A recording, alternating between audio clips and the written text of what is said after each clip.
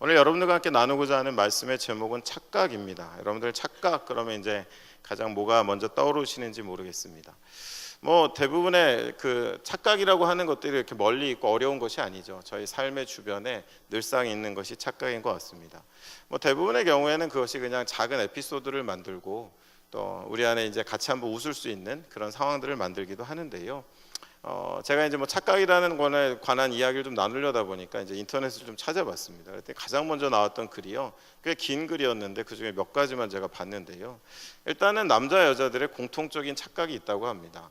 누가 자기를 좀 긴 시간 쳐다보면 나한테 관심 있는 줄 아는 것은 남자나 여자나 공이 갖고 있는 착각이라고 합니다. 저도 그 착각 때문에 굉장히 불편할 때가 많습니다. 제가 받아서가 아니라 제가 이제 시선을 어디다 둬야 될지 모르겠는, 또 말이 좀 이상하게 흘러갔는데요. 그런 착각들이 있는 것 같습니다. 그리고 또 남자들이 또 좀 이렇게 심각한 착각이 있답니다. 이 정도면 자기가 꽤 괜찮은 줄 아는 남자들이 그렇게 많답니다. 그래서 이 얘기를 들으면서 떠오르는 사람들이 있었는데 실명을 거명하지는 않겠습니다. 굉장히 그런 자신감 갖고 사는 사람들이 있고요. 또 여성들 같은 경우에도, 남자들 같은 경우에 여성들이 싫다고 하면 진짜 싫은 건데 괜히 튕긴다고 생각하는 남자들 꽤 많다고 합니다. 이것도 대표적인 착각이라고 하고요. 또 아기들도 착각이 있다고 합니다. 그건 뭐냐 하면 울면 다 되는 줄 아는, 이건 제가 정말 피부로 와닿았어요. 그냥 말도 안 통하고요, 더 좋은 걸 준다 그래도 안 통하고 울면 모든 일이 자기 원대로 되는 줄 아는 그런 착각이 있고요. 또 학생들 착각이 있습니다. 그것은 뭐냐 하면 앞사람 등 뒤에 붙어서 선생님이 안 보이면 선생님도 자기가 안 보이는 줄 안다는 그런 착각이 있다고 합니다. 여러분, 이걸 읽는데 교회 생각이 났어요. 여러분들 지금 핸드폰 살짝 보시고 앞에 있는 사람 머리대에 숨으셔도 앞에서 설교하는 사람은 다 알고 있습니다. 그리고 여러분, 그 주무시는 것도요, 제가 이렇게 외부 강의할 때 가끔 강의에 큰 방해를 받는 게 그거거든요.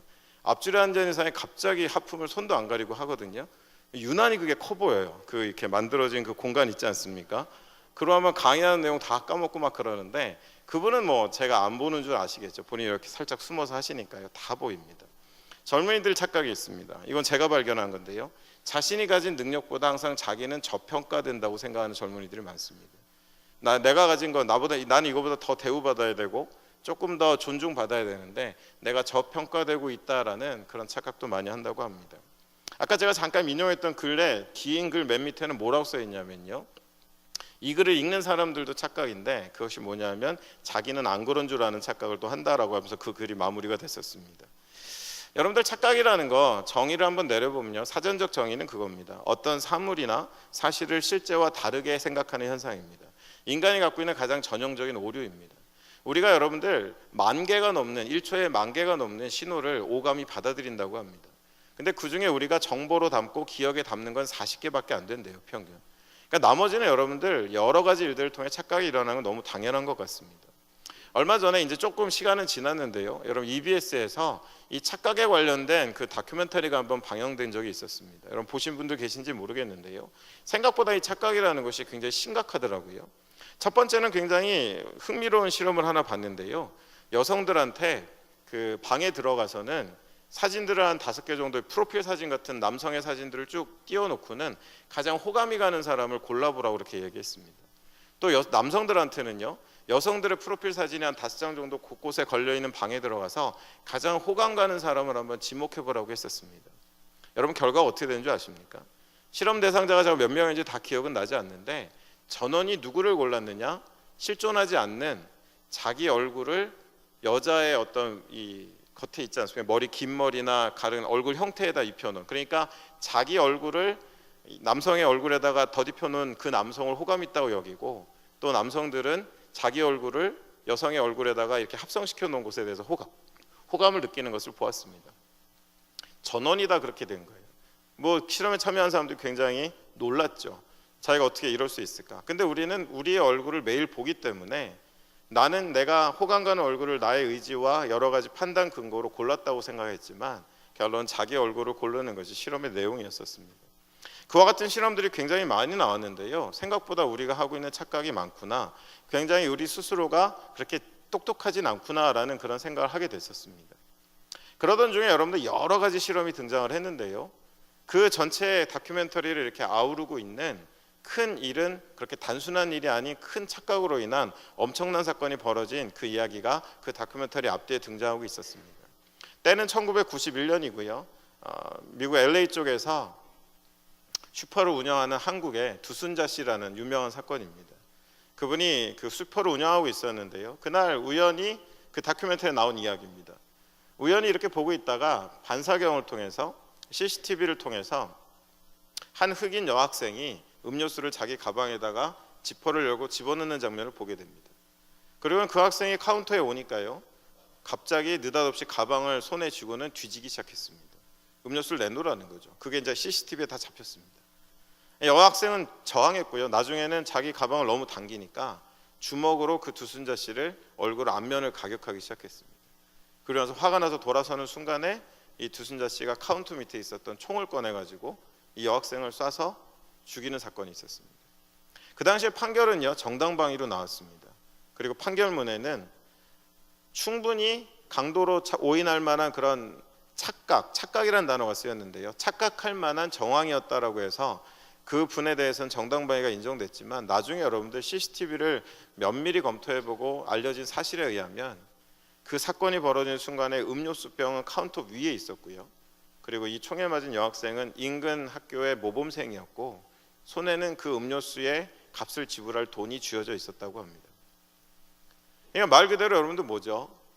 흑인 아이가, 저 나이 또래 아이가 음료수를 가방에 넣었을 때는 이건 틀림없이 훔치는 거다라는 것이 어느 순간에 우리 안에 형성되어 있다 보니까, 여러분 이게 간단한 문제가 아니었어요. 바로 이 착각이 한 아이의 생명을, 그리고 그 이듬해 일어난 흑인 폭동 때에 한인 사회가 집중적으로 공격을 받는 그 원인 제공을 했던 사건으로 지금도 기록이 남아 있습니다.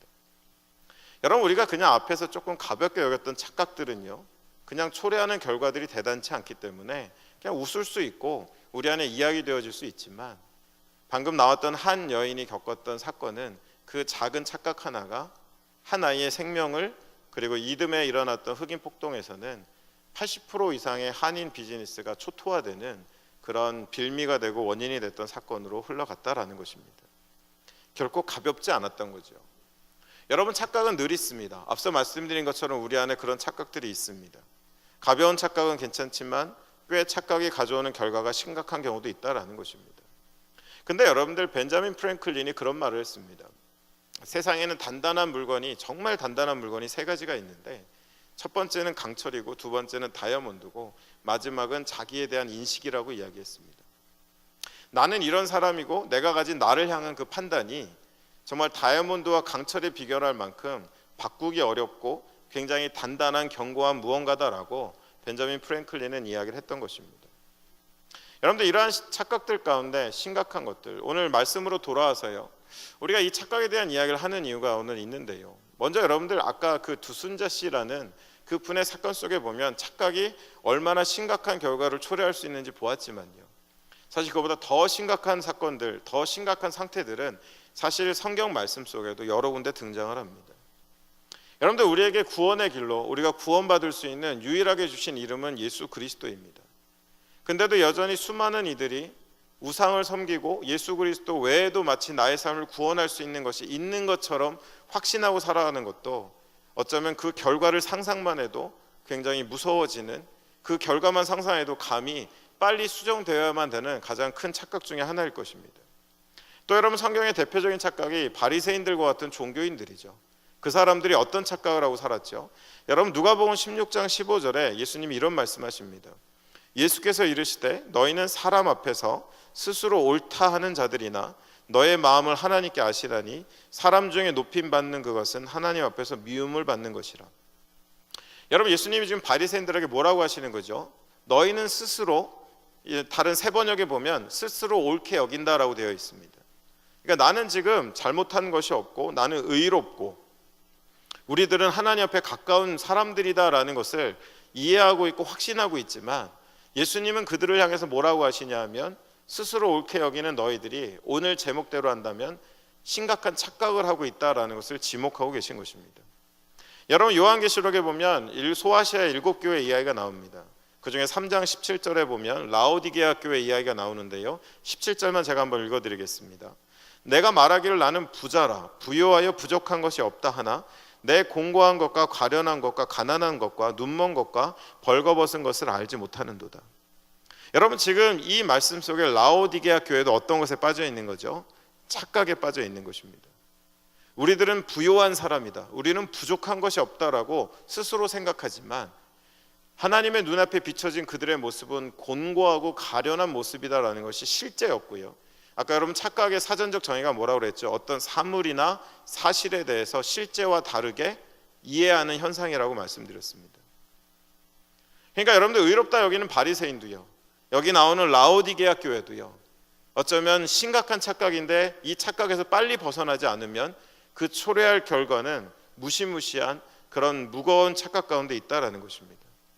여러분 사도행전 8장 18절로 20절에 보면 재미있는 사람이 한 명 등장해요. 시몬이라는 사람이 등장하는데 사도들이 능력을 베풀고 성령이 임하고 온갖 능력을 베푸니까 시몬이 뭘 시도하느냐, 그거 얼마면 그 능력을 살 수 있겠냐라고 이야기합니다. 제가 한번 읽어드려 보겠습니다.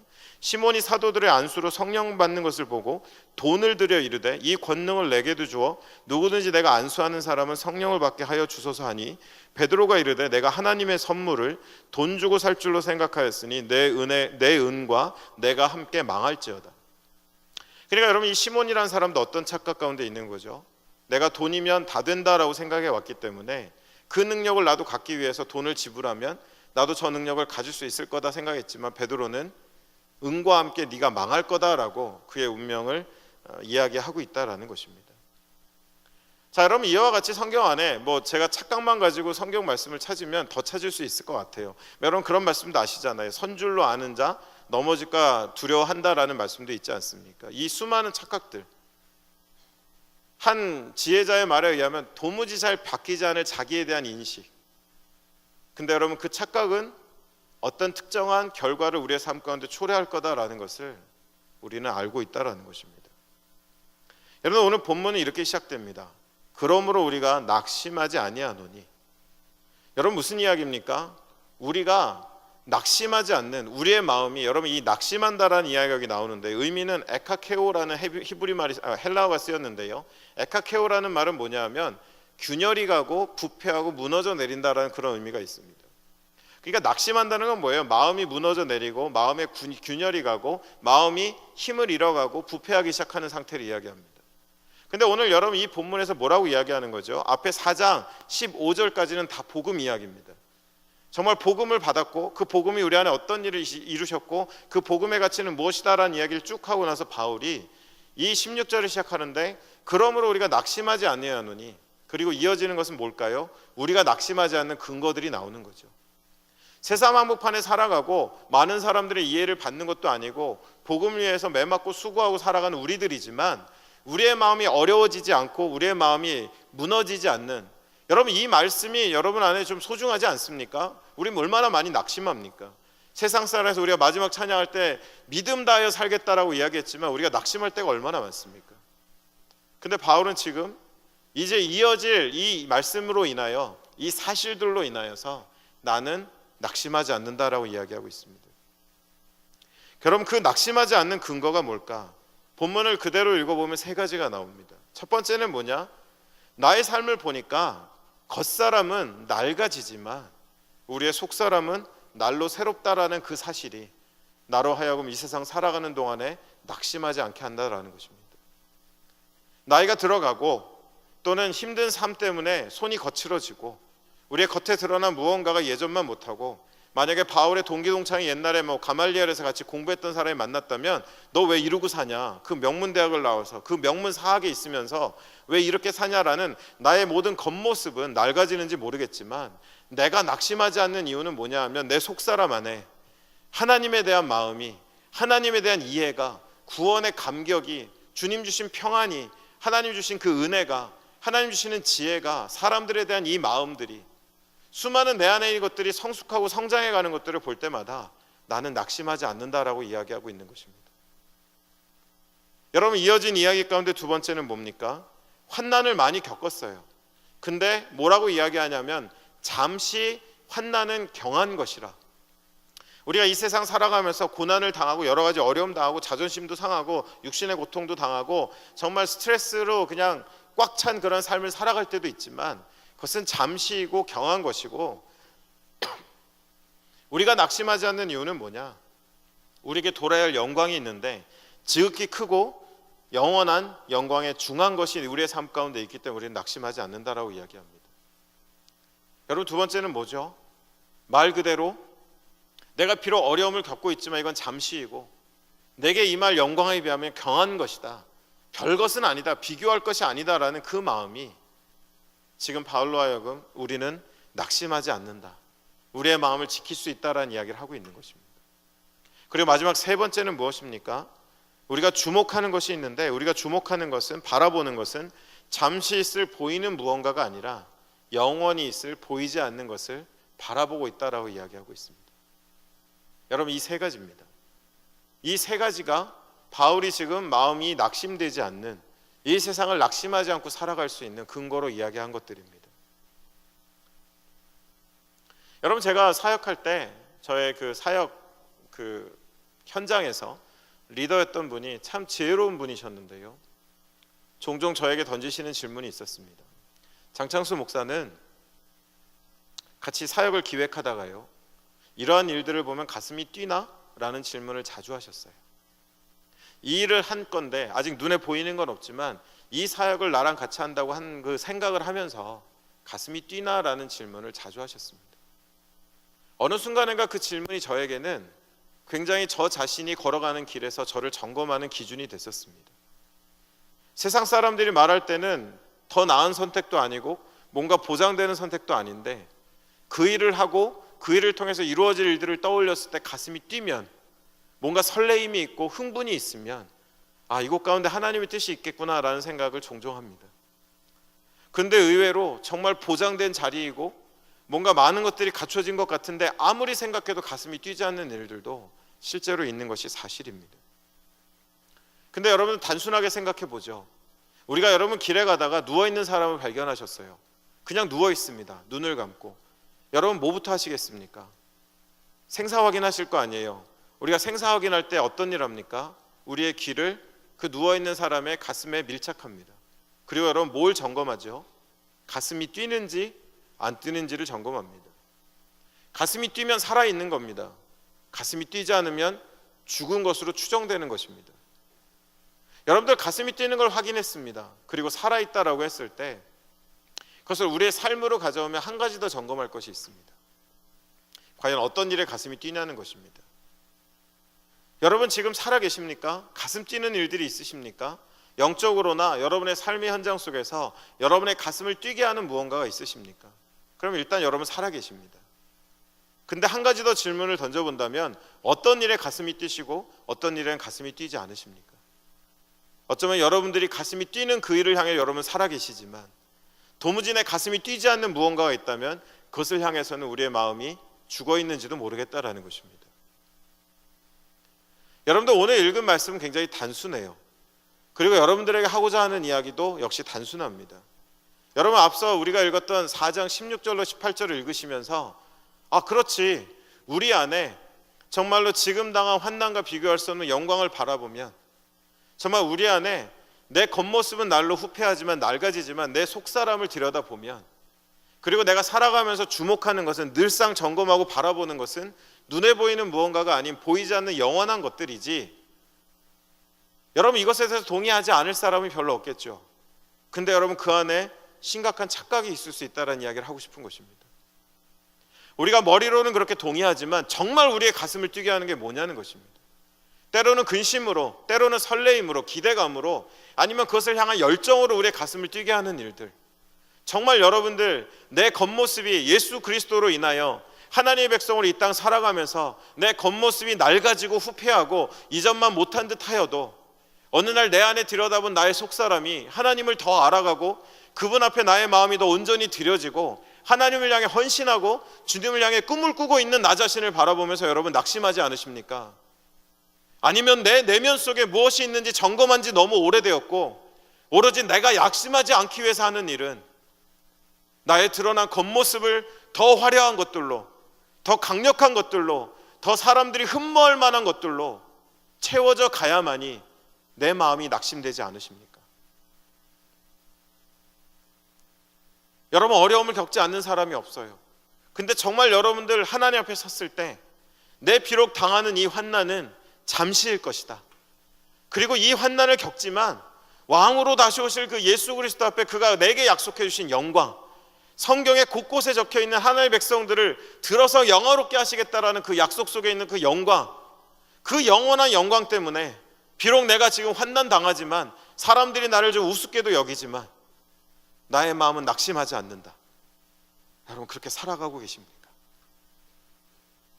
아니면 여전히 내 삶 가운데 있는 그 문제에 함몰되어서는 나를 향해 연민하고 이 문제만 해결되면 내 마음이 낙심되지 않을 것 같이 온 시선과 온 마음이 그 한 가지 여러분의 형편 가운데 가 계십니까? 여러분, 바울은 마지막으로 주목하는 것이 뭐냐라고 이야기하고 있습니다. 여러분, 사실 사람이 얼마나 어리석은지 몰라요. 세상을 지탱하는, 이 세상을 정말 의미 있게 하는 소중한 것들은요, 대부분 눈에 보이는 것들이 아닙니다. 사랑이 눈에 보이지 않죠. 우정이요, 믿음이요, 소망이요, 신뢰요, 사람들을 향한 헌신이요, 희생이요, 행위로 이어지지만 그것은 눈에 보이지 않는 가치들입니다. 근데 여러분, 그것에 우리가 주목하고 있습니까? 아니면 당장 눈에 보이는 것들, 눈에 보여서 당장의 나에게 작은 짧은 위안을 줄 수 있고 사람들에게 나를 좀 더 나은 존재로 비춰줄 수 있는 무언가, 여러분, 그것에 우리가 주목을 하고 있습니까? 무엇이 여러분의 가슴을 뛰게 하십니까? 어제 제가 좀 설교 준비를 하다가 할 일이 너무 많이 이렇게 몰려가지고요, 어떻게든 좀 잠을 쫓아보려고 그러는데 이 한 번 온 잠이 쫓아지지가 않더라고요. 정말 제가 경건한 설교 시간에 다 할 수 없을 만큼 별짓을 다 해봤습니다. 근데 잠을 못 쫓겠더라고요. 그러다 우연히 옛날에 설교하신 오카는 목사님의 그 설교 클립을 하나 보게 됐습니다. 한 5분도 되지 않는 그런 영상이었습니다. 그 시대만 해도 이미 대학생들도 다 읽었던 책입니다. 여러분, 짐 엘리엇이라는 선교사의 전능자의 그늘이라는 책을 그 목사님께서 읽으신 거예요. 제 기억으로 그때 제가 있었던 청년부들도 다 읽었던 흔한 책입니다. 근데 그 큰 목사님이 그 책을 읽으면서 밤새 우셨다는 거예요. 그러면서 성도들에게 하는 도전이 이거였습니다. 29살의 나이에 위튼 대학을 나오고 미래가 보장된 청년이 아우카라는 에콰도르에 있는 한 부족을 우연히 알게 되고, 그들이 예수를 알지 못한다는 그 사실 하나에 전 인생을 걸고 친구들 4명과 함께 그 아우카족을 향해 나아갔던, 그리고 그들이 비행기를 착륙하는 곳을 찾다가 착륙한 곳은 모래 언덕인데 거기에 착륙하고 나면 다시는 이륙할 수 없다는 것을 알면서도 그곳에 착륙하고 그들에게 복음을 전하다가 죽어간 한 청년의 이야기를 하면서 목사님은 이렇게 도전하셨어요. 도대체 여러분들은 누구와 여러분의 삶을 비교하고 계십니까? 우리의 삶을 비추어서 우리의 삶이 어디로 가고 있는지 점검해야 될 그 비교의 대상은 어디에 있습니까? 여러분, 짐 엘리엇이 학교를 다닐 때, 위튼 대학을 다닐 때 남긴 그 말은 지금도 유명하죠. 영원한 것을 위하여 영원하지 않은 것을 포기하는 자는 결코 바보가 아니다. 바꿔 말하면 뭡니까? 영원하지 못할 것을 위해서 영원할 것을 포기하는 것은 바보란 얘기도 되겠죠. 여러분, 이것은 적어도 짐 엘리엇에게는 실제였습니다. 내 가슴을 뜨겁게 하는 것은 미존도 종족이었습니다. 내 가슴을 뛰게 하는 것은 바로 그곳에 살아가는 사람을 죽일 수밖에 없는 미개한 한 족속이었습니다. 여러분, 그 뒷이야기를 아시죠? 그의 아내가, 그의 자녀들이 그 땅을 섬겼고 기어이 그 아우카족의 마을에는 교회가 세워졌습니다.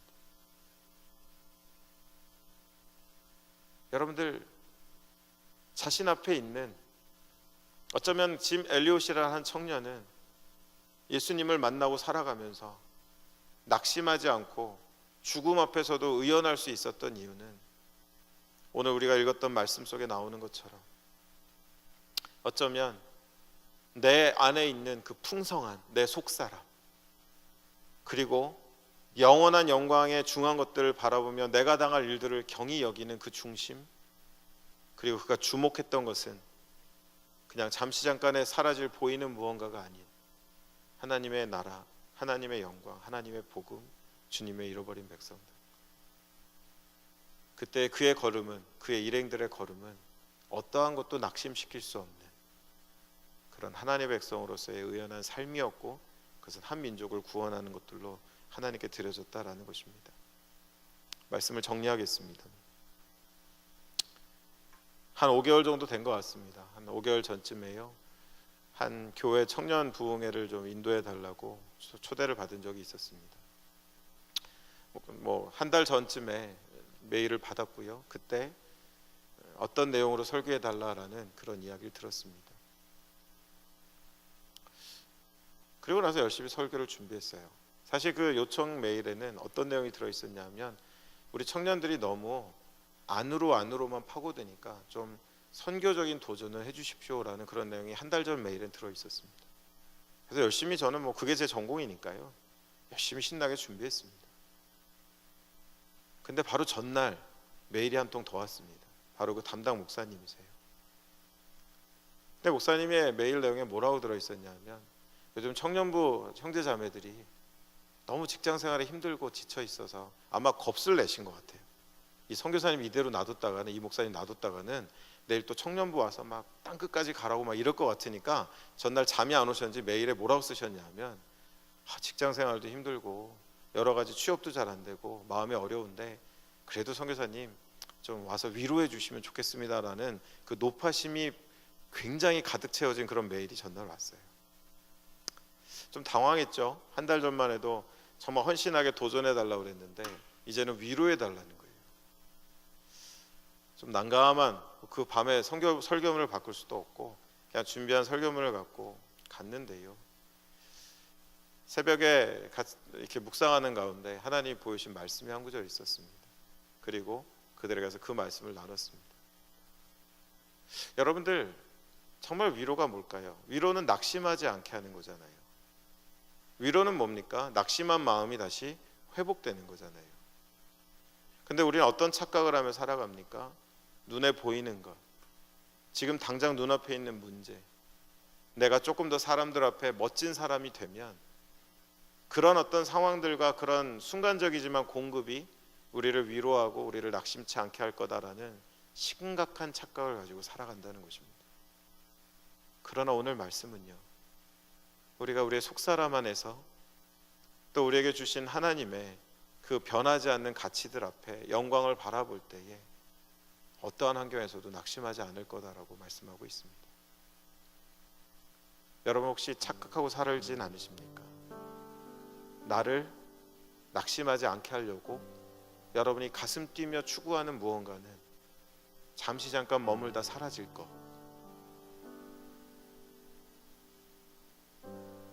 때로는 그런 것이 우리가 하나님의 백성으로 바라봐야 되는 영광은 관념이고 추상이고 실제하지 않는 것처럼, 우리가 세상 살며 더 지켜내야 될 가치들은 눈에 안 보이는 사랑, 신뢰, 우정, 희생, 소망인데, 나를 낙심케 하지 않으려고, 나를 위로하라고 우리가 가슴 뛰며 추구하는 것들은 세상에 있는 무언가는 아니냐라는 것입니다. 그날 읽었던 말씀을 읽어드리고 말씀을 정리하려고 합니다.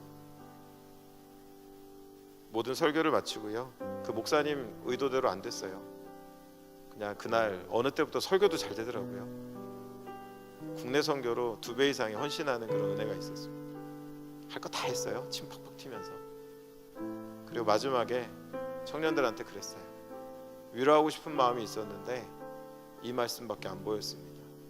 여러분, 이사야 40장 전체인데요, 제가 1절과 8절 그리고 마지막을 좀 읽겠습니다. 너의 하나님이 이르시되 너희는 위로하라. 내 백성을 위로하라. 너희는 예루살렘의 마음에 닿도록 말하며 그것에 외치라. 그 노역의 때가 끝났고 그 죄악의 사함을 받았느니라. 그의 모든 죄로 말미암아 여호와의 손에서 벌을 배나 받았느니라 할지니라 하시니라. 외치는 자의 소리여 이르되 너희는 광야에서 여호와의 길을 예비하라. 사막에서 우리 하나님의 대로를 평탄하게 하라. 골짜기마다 도두어지며 산마다 언덕마다 낮아지며 고르지 아니하는 곳이 평탄하게 되며 험한 곳이 평지가 될 것이요 여호와의 영광이 나타나고 모든 육체가 그것을 함께 보리라. 이는 여호와의 입이 말씀하셨느니라. 말하는 자의 소리여 이르되 외치라. 대답하되 내가 무엇을 외치리까 하니 이르되 모든 육체는 풀이요 그의 모든 아름다움은 들의 꽃과 같으니 푸른 마르고 꽃은 시듬은 여호와의 기운이 그 위에 붐이라. 이 백성은 실로 풀이로다. 푸른 마르고 꽃은 시드나 우리 하나님의 말씀은 영원히 서리라 하라. 26절로 31절입니다. 너희는 눈을 들어 누가 이 모든 것을 창조하였나 보라. 주께서는 수요대로 만상을 이끌어내시고 그들의 모든 이름을 부르시나니 그의 권세가 크고 그의 능력이 강함으로 하나도 빠짐이 없느니라. 야곱아 어찌하여 내가 말하며 이스라엘 내가 이르기를 내 길은 여호와께 숨겨졌으며 내 송사는 내 하나님께 벗어났다 하느냐. 너는 알지 못하느냐 듣지 못하였느냐. 영원하신 하나님 여호와 땅끝까지 창조하신 이는 피곤하지도 않으시며 곤비하지도 않으시며 명철이 한이 없으시며 피곤한 자에게는 능력을 주시며 무능한 자에게는 힘을 더하시나니 소년이라도 피곤하며 곤비하고 장정이라도 넘어지며 쓰러지되 오직 여호와를 앙망하는 자는 새 힘을 얻으리니 독수리가 난개치며 올라간 같을 것이요 다른 박질하여도 곤비하지 아니하겠고 걸어가도 피곤하지 아니하리로다. 여러분, 낙심치 않기 위하여 세상에 있는 무언가로 여러분의 삶을 채우지 마시고 하나님의 영광에 중한 것으로 내 내면에 주신 그 하나님의 은혜가 날로 새로워지는 것들을 통하여서 그리고 이 세상을 지탱하고 있는 소중한 가치들을 바라보시면서 여러분의 남은 여생 가운데 낙심치 말고 주님의 백성의 길을 걸어가시기를, 오늘 읽은 말씀처럼 내 백성을 위로하라 말씀하시며 주신 이 말씀처럼 하나님의 변하지 않는 말씀을 붙잡고 살아가시는, 그래서 낙심하지 않으시는 여러분들 되시기를 간절히 축원합니다. 이 시간 우리 한번 같이 기도하겠습니다. 여러분, 낙심하지 않기 위하여 우리가 어떤 길을 가야 하겠습니까? 여러분, 낙심하지 않으려고 여러분 어떤 노력을 하고 무엇을 향해 여러분의 심장이 뛰고 계십니까? 혹시 착각에 빠져 계시진 않습니까? 가벼운 착각도 있지만 중요한 착각은 엄청난 결과를 초래합니다. 강철과 다이아몬드처럼 변하지 않을 강한 자아의식을 우리가 끌어안고 있다면 주님의 은혜를 구해야 되지 않겠습니까? 이 시간 우리 한번 기도할 때 주여 은혜를 주십시오. 내 스스로 깨트릴 수 없는 나의 자의식이 스스로 착각하여 부요한 자라 말하고 나는 이 정도면 괜찮은 사람 아닌가 생각하고 살고 있지는 않은지, 나의 마음속에 있는 마음의 낙심을 다스리려고 세상을 흉내내고 세상을 쫓고 있지는 않은지, 내 스스로의 의지로 잘 되지 않는데 주님 은혜 주시고 이곳에 오셔서 나를 바꾸시고 나로 깨닫게 하시고 나로 진정 낙심하지 않기 위해 하나님의 영원한 가치를 바라보는 주의 백성으로 살게 해달라고 이 시간 우리 한번 합심하여 같이 기도하겠습니다. 함께 기도하겠습니다. 사랑의 하나님 아버지, 주님 앞에 간절히 은혜를 구하며 기도합니다. 하나님, 착각을 하고 있는지도 모르겠습니다. 세상이 우리에게 준 환경과 수많게 들려준 수많은 목소리들, 세상이 이야기하는 많은 소리들 앞에서 우리가 착각하여서 나은 사람의 마음을 지키려고 낙심하지 않으려고 하나님의 것들을 멀리하고 하나님 우리에게 소중하게 여기시는 것들을 멀리하고 온전히 하나님 세상을 흉내내고 세상 쪽에 있는 것들을 쫓아가고, 그런데 가다 보면 다시 목마르고, 그래서 더 강한 것을 쫓고 더 화려한 것들을 쫓고 더 눈에 보이는 것들을 내 삶 가운데 채워가는 것에 우리의 모든 것들을 드리고 있지 않은지 하나님 돌아보기를 원합니다. 하나님, 바울처럼 그 시대를 같이 살았던 하나님의 백성들처럼 우리가 이 시대를 살아가며 낙심하지 않기 원하는 것은 내 안에 주신 하나님의 은혜, 무엇과도 바꿀 수 없는 하나님의 은혜, 내가 무엇이간데 나로 하여금 주님의 십자가를 보게 하시고, 내가 무엇이간데 하나님의 은혜를 깨닫게 하시고, 내가 무엇이간데 하나님의 자녀 삼아주셨는지 그 은혜 안에 있는 그 은혜와 사랑이 하나님을 향한 열정이 날로 새로워지는 것이 내 삶을 지탱하게 하는 능력이 되게 하시고 우리로 낙심하지 않게 하는 하나님의 소중한 가치가 될 수 있도록 주여 인도하여 주시기를 간절히 원합니다. 착각하지 않기를 원합니다. 착각이 일으킬 문제 가운데 우리가 거하지 않기를 원합니다. 우리가 당한 환난은 잠시의 것이고 경한 것입니다. 우리에게 일만 하나님의 영광, 그 하나님의 변할 수 없는 하나님의 영광, 우리를 영화롭게 하실 하나님의 그 약속을 붙잡고 우리에게 주어진 환난을 이기고 우리 안에 있는 아픔을 이기고 우리 앞에 놓여진 우리를 좌절하게 하는 모든 것들을 이기고 주님 앞에 믿음으로 살아가기를 간절히 원합니다. 사랑의 하나님 아버지, 우리가 주목하는 것이 무엇입니까? 우리가 주목하는 것은 눈에 보이는 것, 세상도 바라보는 것, 세상이 더 소중하게 여기는 무언가가 아니라 우리는 비밀한 것을 알기에 이 세상을 지탱하는 소중한 가치들을 우리가 지켜나아가며 하나님 빛이 되고 소금이 되어서 이 땅 살아가는 주의 백성들 되어지기를 간절히 원합니다. 하나님, 우리가 낙심하지 않기 위하여, 낙심하지 않는 삶을 살기 위하여 엉뚱한 것, 잘못된 것, 실제가 아닌 것들 가운데 우리의 삶을 드리는 것이 아니고 하나님, 소중한 것, 진정한 것, 영원한 것들을 향하여 나의 삶을 드리고 이 땅을 다르게 하나님의 백성답게 살아갈 수 있도록 하나님 도우시고 인도하여 주시기를 간절히 원하오니 하나님 우리와 함께하여 주시옵소서. 여러분, 시간 한번 같이 기도할 때, 한 번 더 기도할 때 교회를 위해서 기도하겠습니다. 영동 중앙교회만을 위한 기도가 아닙니다. 이 땅에 있는 모든 한국 교회들, 여러분, 왜 교회들이 어려워집니까? 세상 탓하지 마십시오. 복음은 지금도 굴하지 않고 하나님의 나라의 확장을 위하여 달려나아가고 있습니다. 교회가 하나님 앞에서 어쩌면 자기 연민에 빠져서 세상 살아가면서 오늘 우리가 읽었던 말씀처럼 영원한 것, 영광의 것들을 추구하지 않고 눈에 보이는 것, 당장 힘이 될 수 있는 것, 우리에게 위로가 될 것 같은 속임으로 가장된 수많은 깊은 착각 속에서 교회가 추구하고 달려가는 길들은 하나님의 나라와 무관한 것들이 참 많습니다. 여러분, 꼭 기억하십시오. 하나님의 나라를 앞당기는 것은 하나님의 백성들의 순종입니다. 그러나 하나님의 나라를 늦추는 것은 사단이 아니고 세상이 아니고 하나님의 백성들의 불순종입니다. 세상은 상관없습니다. 하나님의 나라는 하나님의 백성들을 통해 이루어질 것입니다. 순종하는 백성들을 통하여 그 나라는 앞당겨질 것입니다.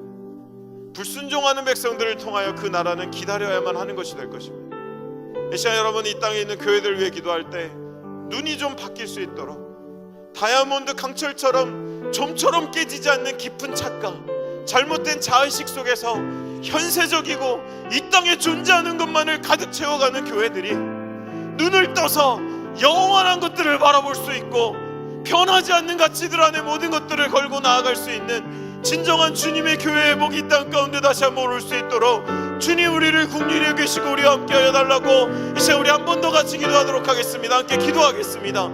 사랑의 하나님 아버지, 이 땅에 존재하는 수많은 하나님의 교회들, 하나님 수많은 목회적 분석과 많은 교회론적인 이론들이 존재하지만 하나님의 나라 앞에서 교회가 힘을 잃고 하나님의 나라를 꿈꿔야 되는 우리들이 세상의 나라를 꿈꾸고 하나님 나라의 큰 자가 되어야 하는데 세상의 큰 자를 꿈꾸는 세상의 하나님 눈에 보이는 온갖 가치들을 교회 안에 쌓아놓고 교회가 잘 되기를 바라고 교회가 은혜 있기를 바라고 교회가 하나님의 나라를 위해 쓰임받기 원하는 것은 하나님 주님 앞에 극심한 착각 속에 갇혀있는 깨어져야만 하는 우리들의 자의식인 줄로 알고 있습니다.